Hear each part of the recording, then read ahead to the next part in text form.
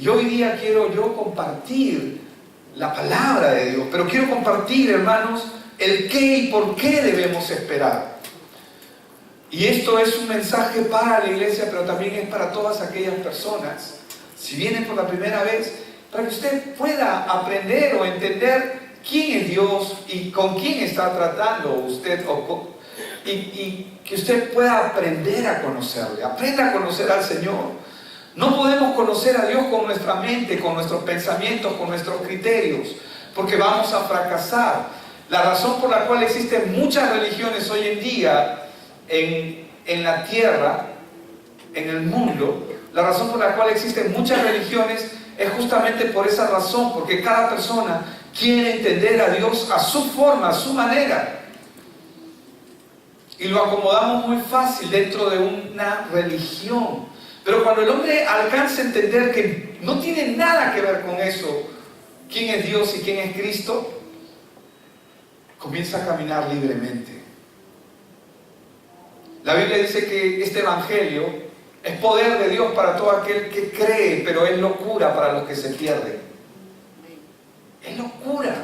Se convierte en algo loco, extraviado, retorcido para mucha gente, porque no lo pueden entender, porque el mundo ha sido diseñado de tal manera para que el hombre no piense en Dios, para que el hombre no busque a Dios.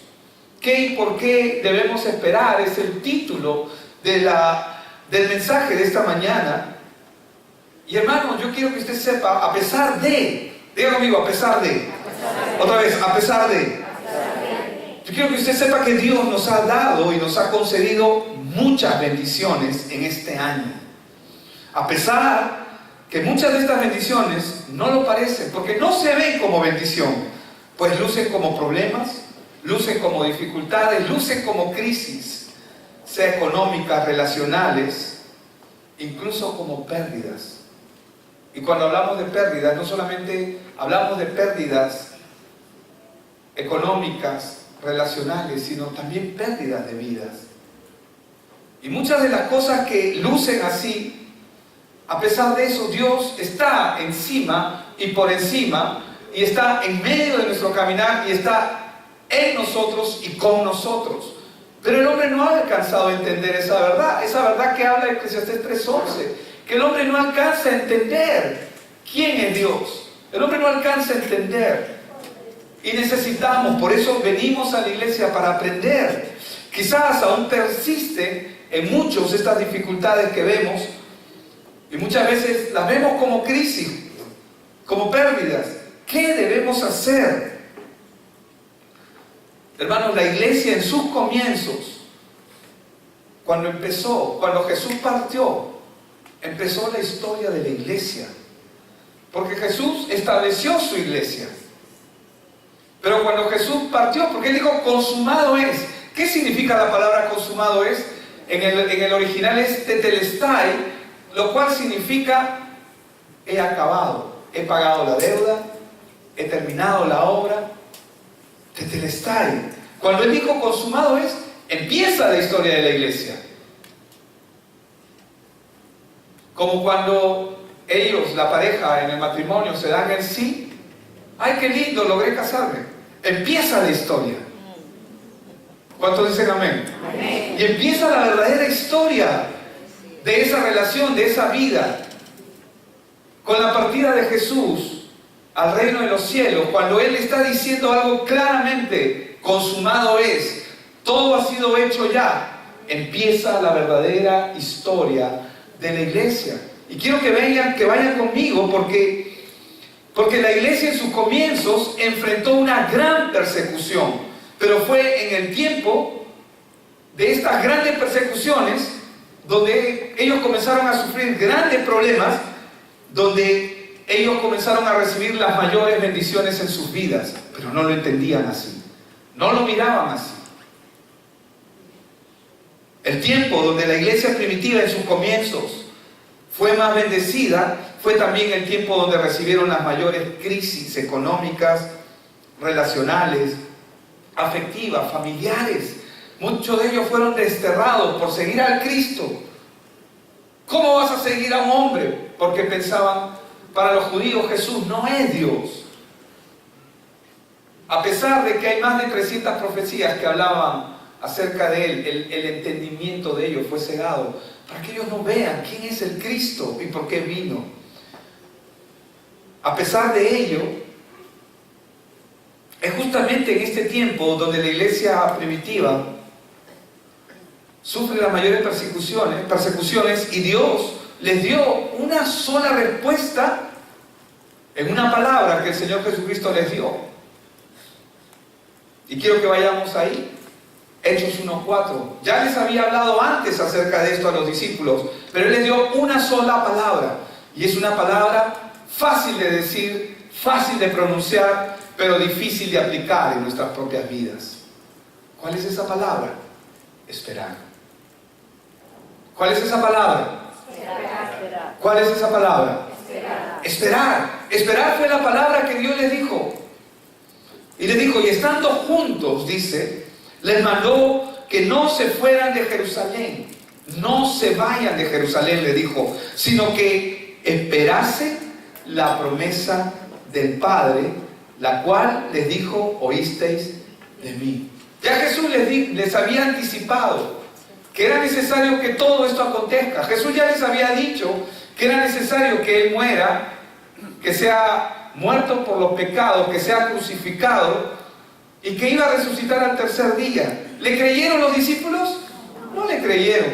Por eso es que Tomás dijo, si no metiera mi dedo en sus llagas, si no metiera mi dedo en el costado donde la lanza del soldado romano atravesó el costado de Jesús, si no metiera mis dedos allí, no lo voy a creer. Y lo primero que hizo Jesús cuando vio a Tomás, Dídimo, le dijo, ven Tomás, dame tu dedo. Y le dice, tú porque has visto has creído. Pero qué bienaventurados, y lo estoy parafraseando aquí, qué bienaventurados son aquellos que sin ver han creído. Y hermanos, somos bienaventurados. ¿Cuántos han visto a Jesús? ¿Cuántos han metido sus dedos en sus llagas? ¿Y cuántos creemos que Él es el Señor? Por causa de lo que muchos han creído, hoy están en el cielo, disfrutando con Él. Y los que estamos en esta tierra, hermanos, si estamos aquí es por causa del Evangelio. No hay otra razón por la cual. Yo no estoy aquí para hacer mi voluntad, para hacer, ay, qué bonito, y eso no significa que no hagamos muchas cosas. Pero la causa por la cual nosotros estamos en esta tierra es por causa de la extensión del reino de Dios y de su Evangelio. Les mandó que no se fueran de Jerusalén, sino que esperasen. ¿Verdad? Que esperasen, les dijo. A veces esa palabra no se entiende. Cuando el Señor Jesús le dijo esperar, hermanos, no está diciendo solamente deja que pase el tiempo. No era solamente quedarse quietos y no hacer nada. Esperar no solo significa dejar que el tiempo pase, sino significa que verdaderamente estás esperando o estamos esperando en la presencia de Dios algo distinto que va a venir de parte de Dios. Hoy en nuestro tiempo, en este tiempo, siglo XXI, tenemos un gran problema. Ya no queremos esperar, ¿verdad? Ya no queremos esperar. Queremos que las cosas ocurran de manera rápida. Queremos que Dios actúe rápido en nosotros. Queremos que Dios transforme nuestra vida rápida. Ay, qué fácil, pues, ¿no? Señor, haz así y ya, todo cambió en mi vida. No. Porque Dios es un Dios de procesos. Lo bueno siempre se cose a fuego lento. Lo más precioso, como lo que vendrían a ser las piedras más preciosas, valoradas en este mundo, como el diamante, le ha tomado años y siglos de presión ser lo que son. El carbón con el cual hacemos asado, hacemos parrilla, o que sirve, algunos lo usan hasta para pintar o tiznar, ese carbón que uno ni siquiera lo quiere tocar porque te ensucias la mano. Ese mismo carbón tiene la misma composición del diamante, solamente la única diferencia es uno. El carbón es C2 y el diamante es C3. 3 moléculas juntas a una presión determinada producen lo que nosotros conocemos lo que es un diamante. Y el diamante, todo el mundo se desesperaría por lucirlo, por tenerlo, porque es costoso, es valiosísimo. Todo lo que Dios hace siempre toma tiempo. Por ejemplo, Abraham esperó por la promesa de un hijo por 25 años. Abraham no solo esperó, sino que en medio de la espera de los planes de Dios para su vida, aprendió y encontró cosas importantes para su vida durante ese tiempo. ¿Qué significa lo que estoy diciendo? Significa que tenemos que aprender a disfrutar de los tiempos que estamos viviendo. Pero pastor, son tiempos malos. Igual, hay que disfrutarlos. Y si son tiempos buenos, también hay que disfrutarlos, ¿verdad? Pero tenemos que aprender a disfrutar porque en medio de todo Dios está trabajando en nosotros. Dios se está moviendo en medio de nosotros. Porque si eres un hijo, nada puede impedir la obra de Dios sobre tu vida. El único que impide la obra de Dios sobre nuestras vidas somos nosotros mismos cuando no entendemos ni dónde estamos parados. Al igual que otro personaje en la Biblia, que es el caso de José. José, el que llegó a ser segundo del faraón, aunque la Biblia lo llama que fue el padre de faraón. Él estuvo esperando por 13 años como esclavo en una cárcel contra todo pronóstico, porque era esclavo, 2, estaba preso. ¿Cómo podía él llegar a hacer lo que Dios le dijo en un sueño? ¿Qué fue lo que Dios le dijo en un sueño? Que él iba a liderar, que él iba a gobernar, él iba a dirigir. Y así fue, dirigió una nación. Entonces, 13 años estuvo esperando contra todo pronóstico, porque no existía forma alguna de que tal cosa ocurra. Para empezar, no era egipcio, era hebreo. Segundo, ¿cómo es posible que un hebreo y encima esclavo llegue a ser la persona más importante del imperio, más importante de todos los tiempos en esa época? Es imposible, porque lo que es imposible para los hombres es posible para Dios. Entonces, no queremos esperar, la gente no quiere esperar, quiere que Dios trabaje ya. Y no aprendemos a disfrutar del proceso que Dios está trabajando en nuestras vidas. Moisés tuvo que esperar 40 años andando con un pueblo duro de entendimiento en el desierto. Porque Moisés comenzó a contender con un pueblo que comenzaba a renegar de Dios, que decía, pucha, mejor hubiera estado allá. Cuando estábamos allá en Egipto, al menos teníamos comida. Acá estamos en el desierto, no hay nada. Y hay gente que dice,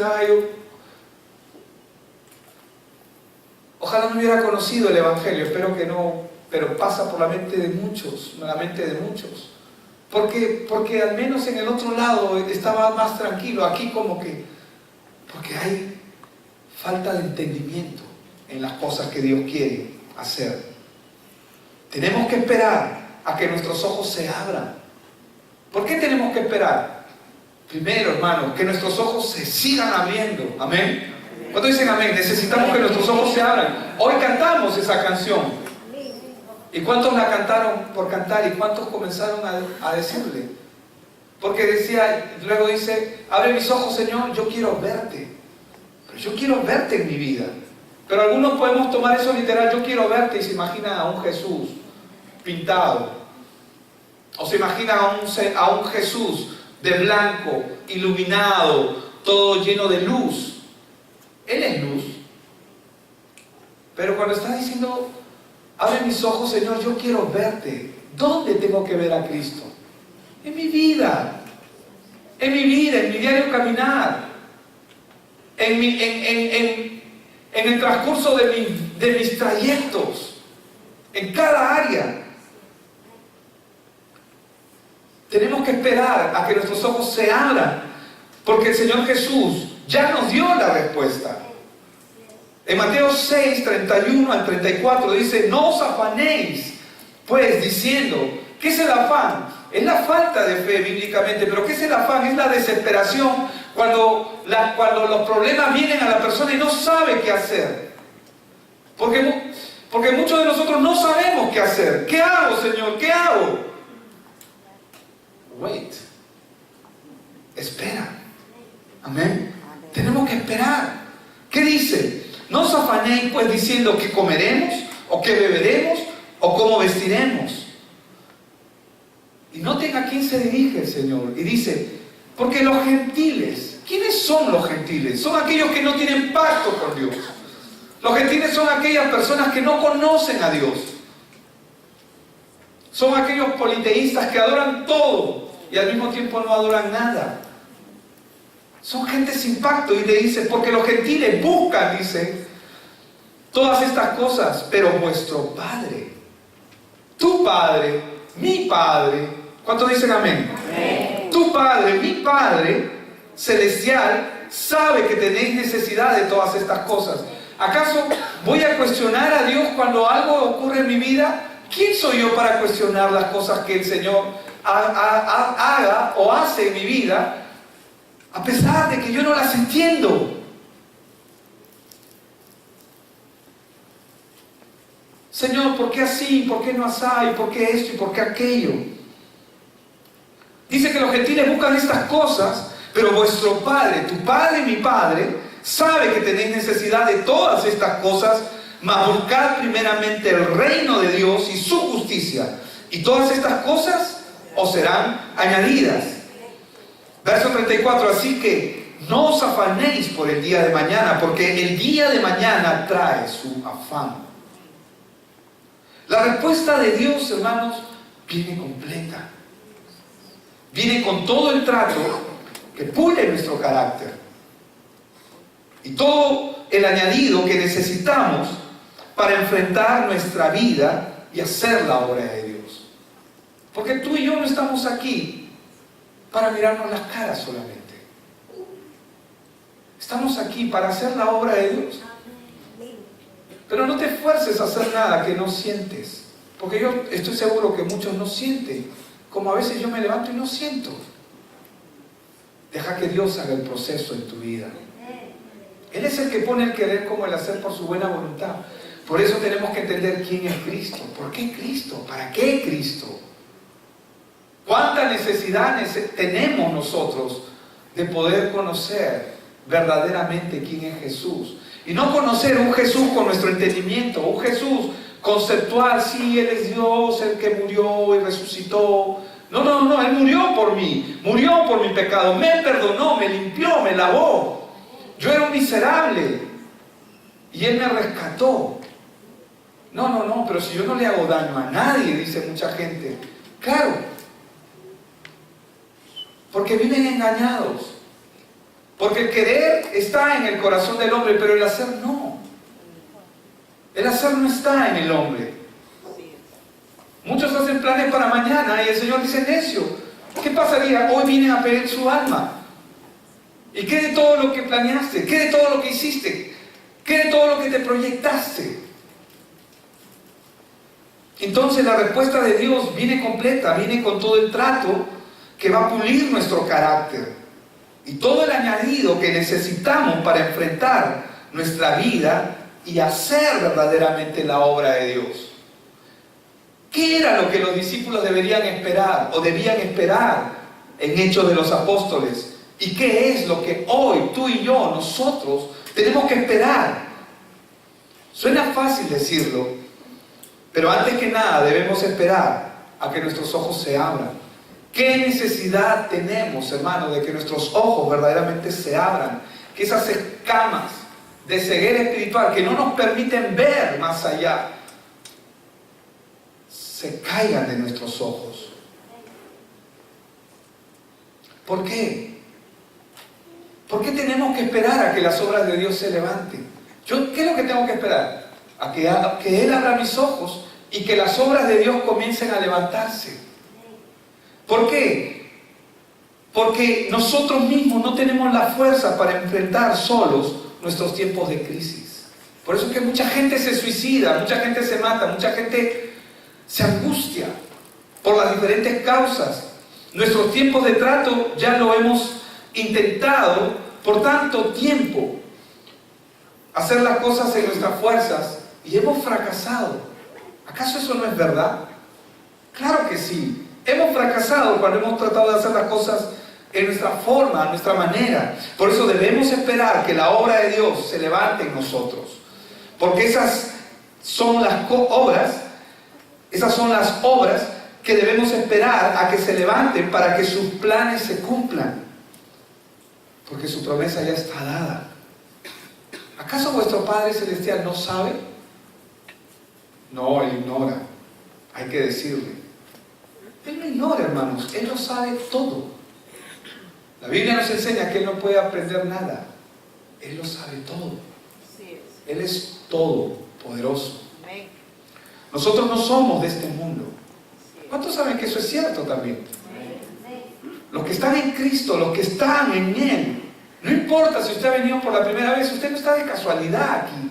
Usted está aquí porque el mensaje de la palabra tiene que entrar a su corazón, y es necesario que usted escuche esta palabra y entienda, nosotros no somos de este mundo, no somos de este reino, vivimos en este mundo, pero no somos de este mundo, nos regimos según la palabra de Dios, conforme a sus planes y a sus propósitos. Por eso es que Filipenses 3:20 nos enseña que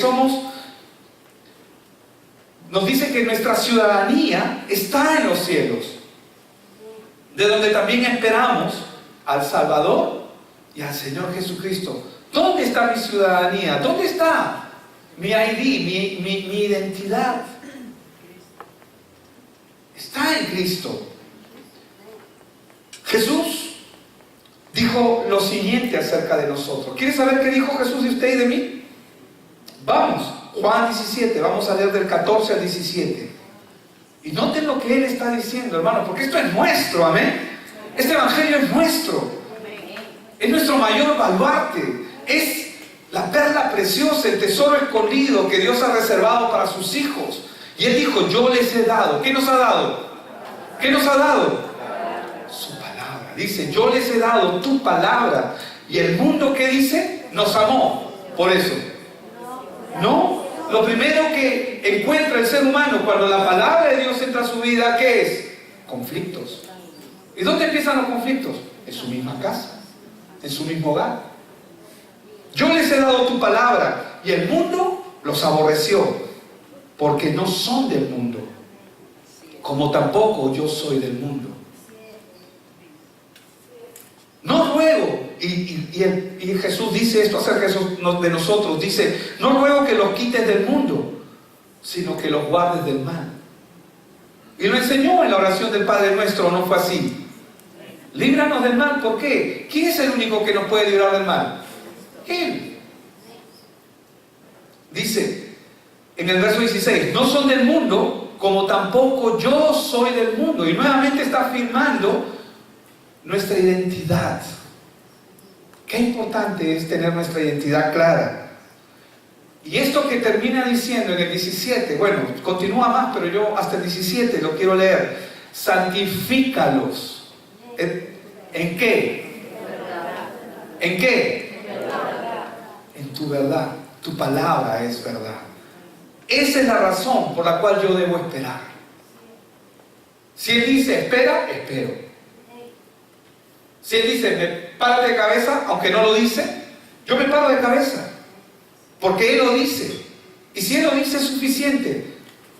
Eso parece una fe ciega. No, no es una fe ciega, es una fe comprobada. ¿Y cómo se comprueba? Porque se ha comprobado primero en mi vida. No te estoy hablando de algo que he escuchado, te estoy hablando de algo que he vivido, que estoy viviendo y que día a día comienzo a vivir. a experimentar la gloria de Dios, que no es otra cosa que su palabra depositada en nosotros. Esa es la razón por la cual yo debo esperar. No las obras y los acontecimientos del mundo. Yo no debo esperar por los acontecimientos del mundo. Yo no tengo que tener temor. Ay, me han detectado algo malo. Ay, ahora me voy a poner a llorar. Puede sonar mal. Puede sonar incluso hasta arrogante, hermanos. Pero yo ya les he contado la historia de la abuelita, ¿verdad? 80 y tantos años. Ya casi ni lo recuerdo, ya parezco yo la abuelita. Pero le dice, 80 y tantos años, señora, le han detectado cáncer. ¿Verdad?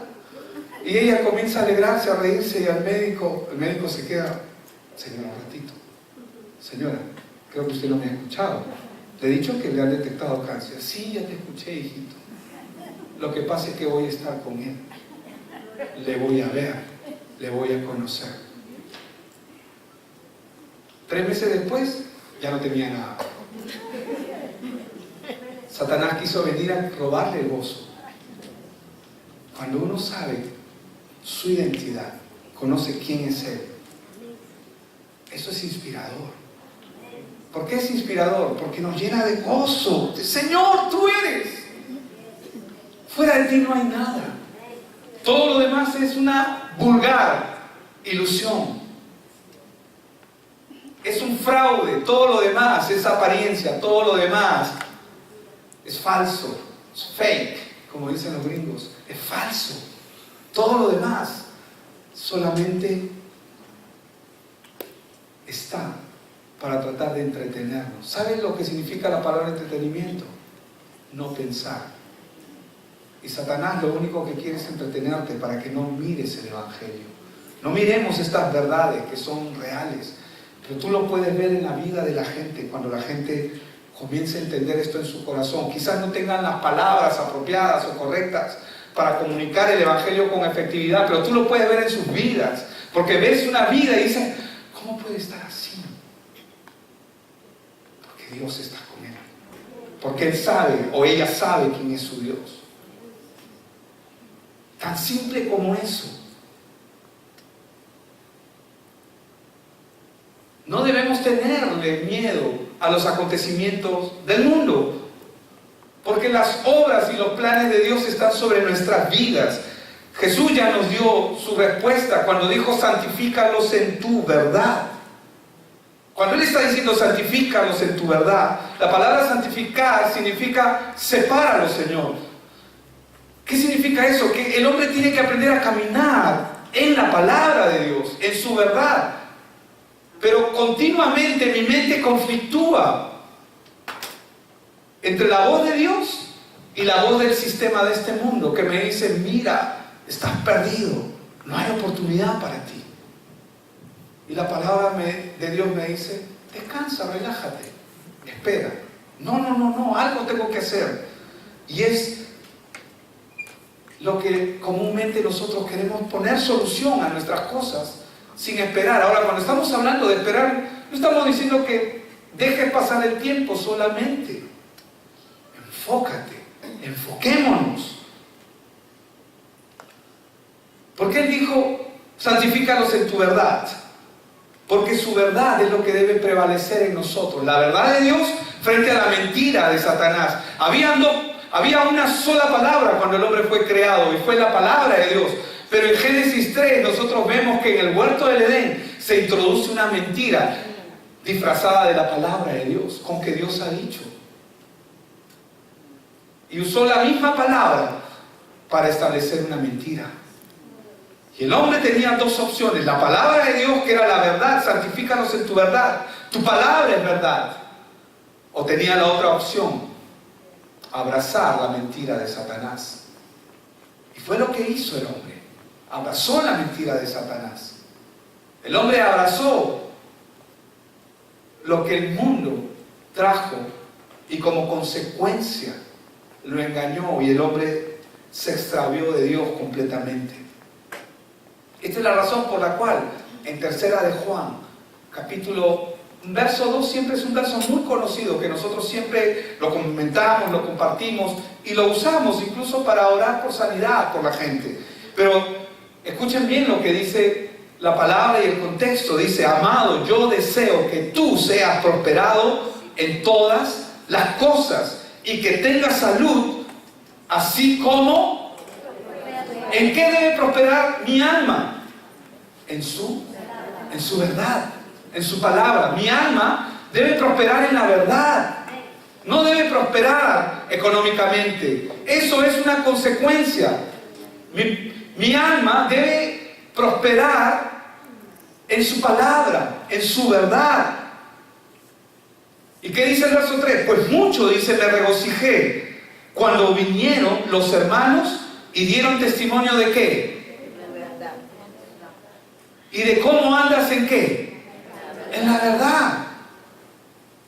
Verso 4 dice: no tengo yo mayor gozo que este, el oír que mis hijos, ¿cómo andan? En sus pensamientos,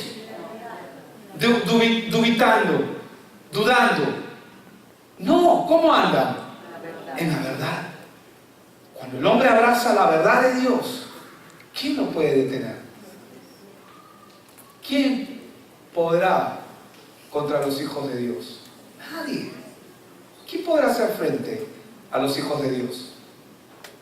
Pero humanamente podemos ver en medio de enfermedades, humanamente podemos ver en medio de crisis económica, dificultades. Eso es temporal. Y no significa que no sea aún angustioso o doloroso. Pero el Señor Jesús, ¿qué dijo? Tened fe. ¿Por qué? Porque yo he vencido al mundo. El mundo está derrotado. Lo que para muchos podría sonar como una catástrofe, para otros es una bendición. La mayor catástrofe del hombre, que el hombre podría suponer que es una catástrofe, es la muerte. Pero hermanos, para los hijos de Dios la muerte es su graduación. Es el momento en que ya estamos listos para estar con Él. Pero ¿cómo vamos a poder entender eso si no entendemos quién es Dios? Si no entendemos el Evangelio. Los hijos de Dios deben esperar en la verdad, que ya está establecida, está dispuesta. Algunos dirán: pero pastor, no veo los planes de Dios en mi vida. ¿Pero qué te puedo decir? Espera. Claro, fácil es hablarlo, ¿verdad? Fácil es decirlo. ¿Qué dice la palabra respecto a esto en la vida de Abraham? Vamos a Romanos 4:3 y luego voy a leer del 17 al 25, de una manera rápida para poder entenderlo. Porque, ¿qué dice la Escritura? Dice Romanos 4:3. ¿Creyó Abraham a Dios? ¿Qué dice? ¿Dudó? ¿Lo pensó? Dice, creyó Abraham a Dios, ¿y qué ocurrió? Y le fue contado por justicia. Verso 17. Como está escrito, dice: te he puesto por padre de muchas gentes. Esa fue la promesa que Dios le dio a Abraham. Dice: delante de Dios, a quien creyó, el cual da vida. ¿A quién da vida? A los muertos, y llama a las cosas que no son como si fuesen. Él creyó en esperanza contra esperanza para llegar a ser padre de muchas gentes. Conforme a lo que se le había dicho, así será tu descendencia. ¿Qué le dijo Dios? Mira las estrellas del cielo, así será tu descendencia. Pero ¿cómo? ¿Su esposa estéril? Cuando él recibe la palabra tenían por lo menos 80 años. Parece una broma eso, ¿verdad? Un ratito, ¿cómo vas a decir que... ¿Cómo vas a decir esto, Señor, si mi esposa es estéril y yo tengo como 80 años? ¿Y qué dice el verso 19? Y no se debilitó en la fe al considerar su cuerpo, que estaba ya como muerto, siendo de casi 100 años, cuando recibe, ojo, la promesa. O la esterilidad de la matriz de Sara. Tampoco dudó por incredulidad de la promesa de Dios, sino que se fortaleció ¿en qué? Dando gloria a Dios, plenamente convencido de que era también poderoso para hacer todo. Dios es poderoso para hacer todo. Todo lo que Él ha prometido, Él lo va a hacer. Amén. Por lo cual también su fe le fue contada, dice, por justicia, y no solamente con respecto a Él. Uy, gloria a Dios, porque ya acá terminó Abraham. Acá empieza nuestra historia. Amén. Y no solamente con respecto a Él se escribió que le fue contada, sino también con respecto a quién. ¿A quiénes? ¿A quiénes? Dígalo fuerte, ¿a quiénes? A nosotros, a quienes ha de ser contada, esto es, a los que creemos en el que levantó de los muertos a Jesús, Señor nuestro, el cual fue entregado por nuestras transgresiones y resucitado para nuestra justificación. ¿Para quién es la promesa? ¿Para quién es el mandamiento? Espera. Para nosotros. Hay bendición en la espera. Hay trato en la espera. El Señor comienza a pulir nuestro carácter, entrenarnos. Necesitamos experimentar, hermanos, en nuestras propias vidas, en nuestro corazón, la conclusión de que Jesús es el Cristo. Porque yo puedo decir teóricamente, sí, Jesús es el Cristo, como decir 2 más 2, 4, 5 más 5, 10. Comenzar a dar de paporreta conceptos. Sí, Jesús es Dios. Sí, pero lo que Dios quiere es que el ser tu Dios, que nosotros vivamos y experimentemos esta verdad en nosotros. Debemos aprender a ver que ese Cristo es mi Cristo. No solamente es el Cristo, es mi Cristo, es mi Señor. Así como Dios le dio la promesa a Abraham, nos la ha dado a nosotros. El que libró a Daniel de la fosa de los leones es el mismo que me va a liberar a mí, pero para glorificarse Él. O como los amigos de Daniel. ¿Y qué si el Señor no nos libra de esto? Igual le honraremos, igual le serviremos, porque yo sé quién es Él, sin importar lo que venga. Por eso, ¿qué debemos esperar? Debemos esperar también para que las obras de Dios se levanten. Amén. Porque cuando las obras de Dios se levantan en nuestras vidas, eso nos convierte en testigos de Cristo.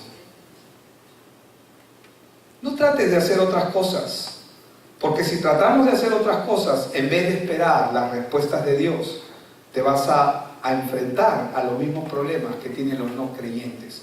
¿Y cuáles son los problemas que tienen los no creyentes? Sufrimiento, dolor, angustia, dolor de cabeza. No duermen. Cuando se levantan angustiados.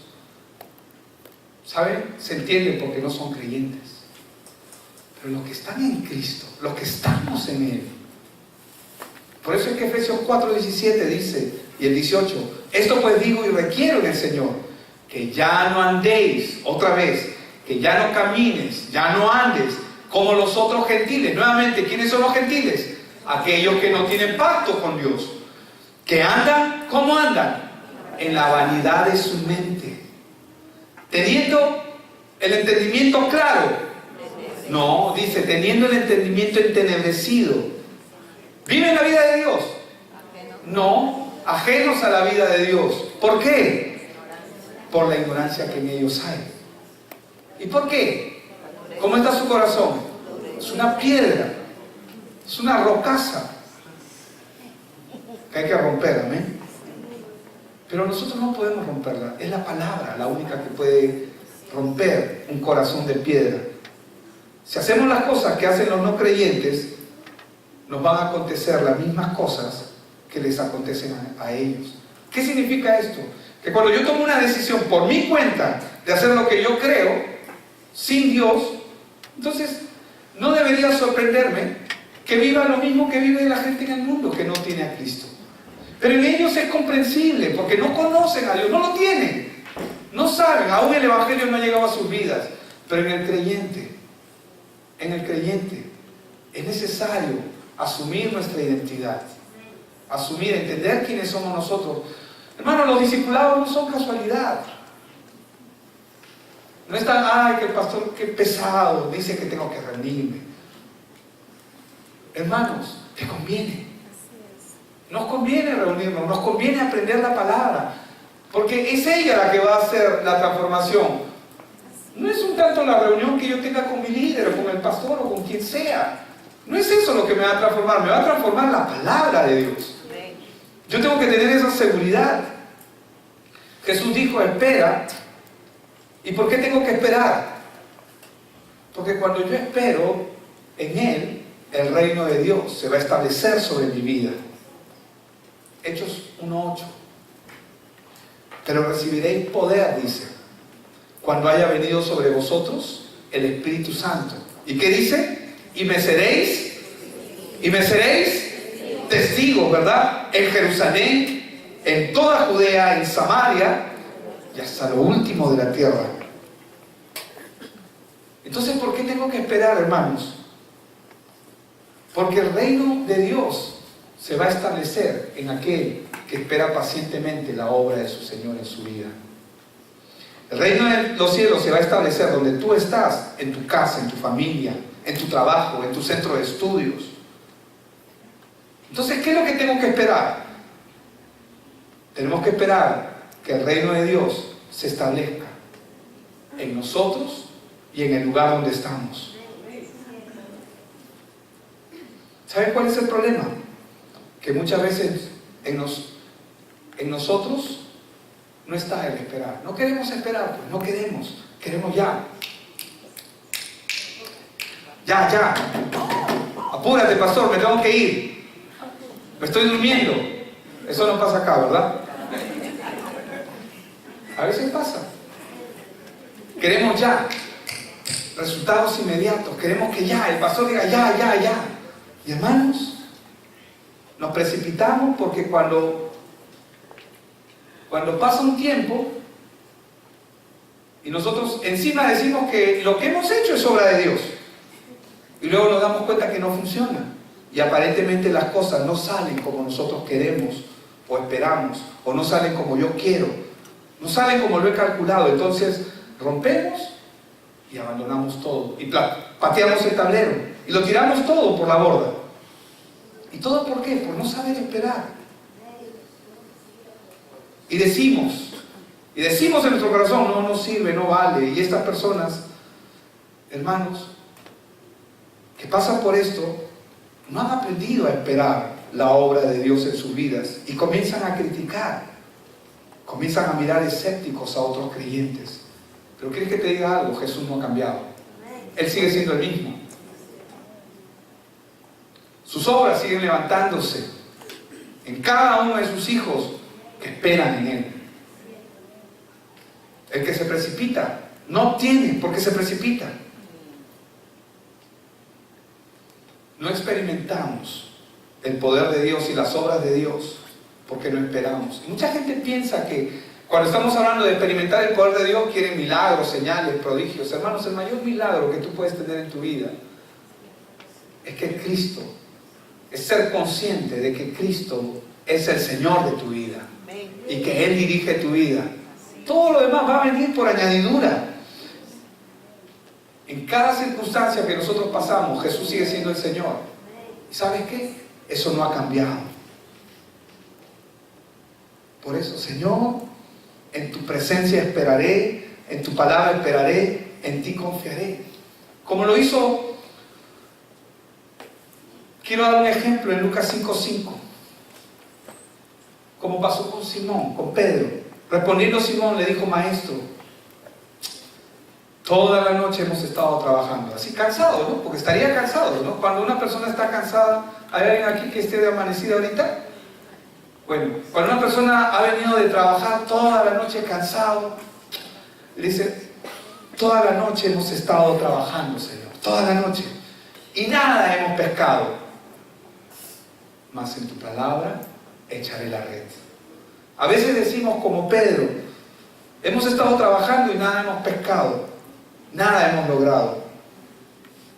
Claro, si yo hago conforme a mi carácter, voy a fracasar.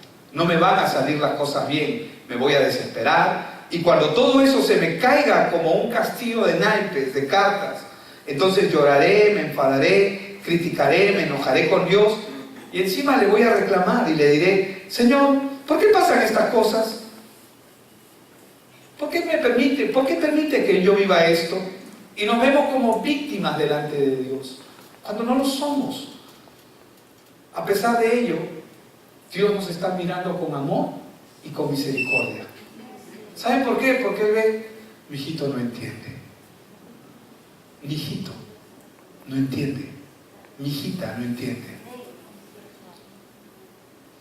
Y como estoy enojado con Dios, entonces lo voy a castigar. El domingo no voy a la iglesia. Es más, me voy a gastar la plata del día. No haga eso, eso es maldición. Esa es mi venganza. Y queremos vengarnos delante de Dios. Y algunos dicen, lo amenazamos, para algunos no lo decimos, pero lo piensan. Lo piensan.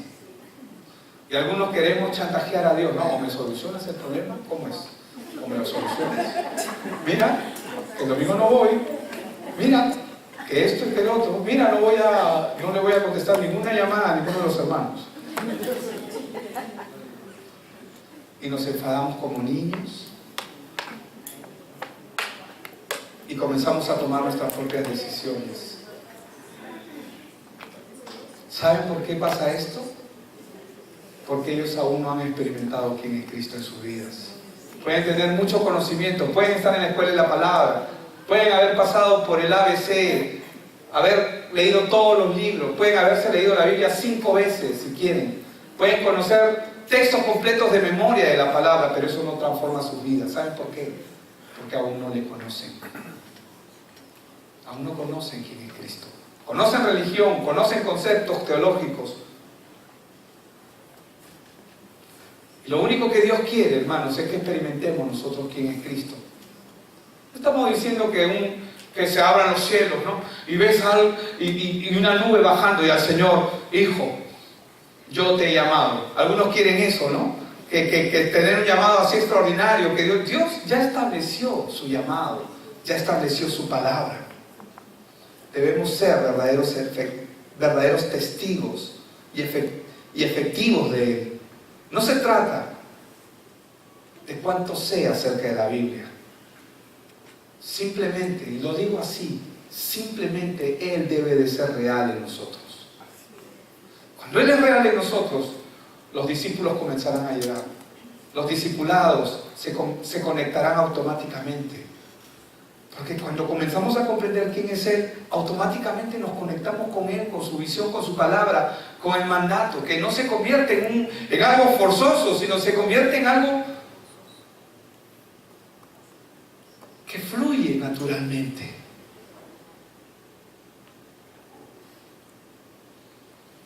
Las personas caen en desastres en sus vidas porque no reciben este testimonio en sus vidas y en sus corazones. No estoy hablando de conceptos acá. Esta no es una iglesia de conceptos. Acá o vives el Evangelio o vives el Evangelio. Amén. Si tú eres parte de esta iglesia, eso es lo que te toca. O vives el Evangelio. No tienes otra. Las personas caen en desastres en sus vidas porque no entienden esa verdad, porque no reciben esa verdad en sus vidas y tratan de hacerlo todo a su propia manera, a su cuenta, y tratamos de solucionar los problemas con otros métodos que no son el Evangelio. Y reemplazamos, como Eva reemplazó la palabra de Dios, con una palabra de Dios que Satanás la mezcló y la usó para el engaño. Los mismos discípulos del Señor Jesucristo, habiendo estado 3 años con Él, luego de haber resucitado el Señor, estuvo 40 días con ellos y no le entendieron. ¿Cómo lo sé? Por la pregunta que le hicieron en Hechos 1:6. Le dicen, entonces los que se habían reunido le preguntaron. El Señor ya les dijo, ya los comisionó, ya les dijo, vayan y hagan discípulos, ya les mostró todas las evidencias de quién es Él y para qué están en esta tierra, ya les dijo todo. Y ellos preocupados en sus propios asuntos. Entonces los que se habían reunido le preguntaron, diciendo, Señor, ¿restaurarás el reino de Israel en este tiempo? En otras palabras, Señor, ¿vas a escuchar ahora nuestros ruegos y nuestros deseos? Mira, hemos estado contigo 3 años, 40 días después que has resucitado. Ya pues, al menos tenemos el privilegio de que escuchen nuestras demandas, ¿no? Es que, Señor, tenemos muchos problemas.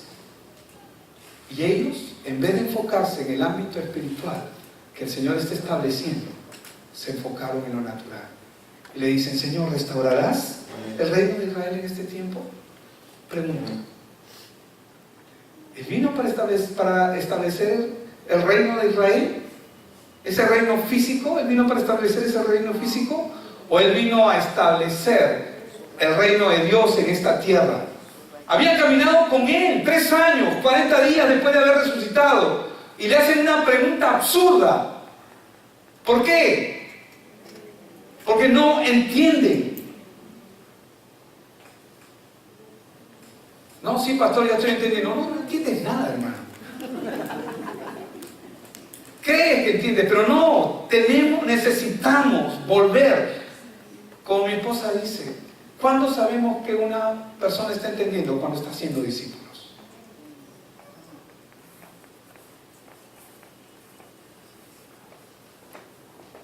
¿Saben cuándo ellos comenzaron a entender verdaderamente? Cuando se convirtieron en testigos de Cristo.